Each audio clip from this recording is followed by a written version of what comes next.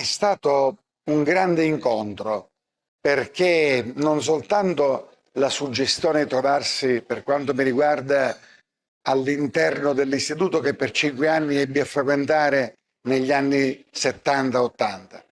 ma perché i ragazzi sono stati attratti da questo grande tema della giustizia, dell'avvocatura e della legalità.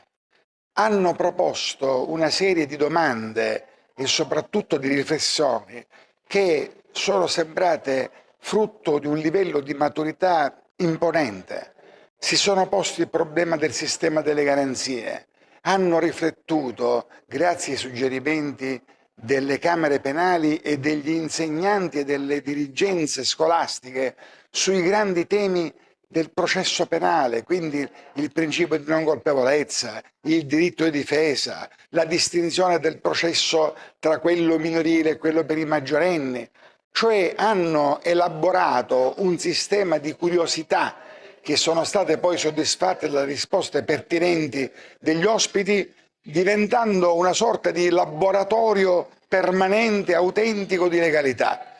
E dico questo perché è importante nella nostra collettività puntare sui giovani, perché i giovani sono il futuro non soltanto della classe dirigente che verrà, ma della nostra intera società. Quindi noi abbiamo il dovere di investire su di loro e loro con piacere partecipano e con interesse a questi eventi, dimostrando di aver raggiunto un livello di maturità sociale che è veramente un valore aggiunto a questa realtà culturale.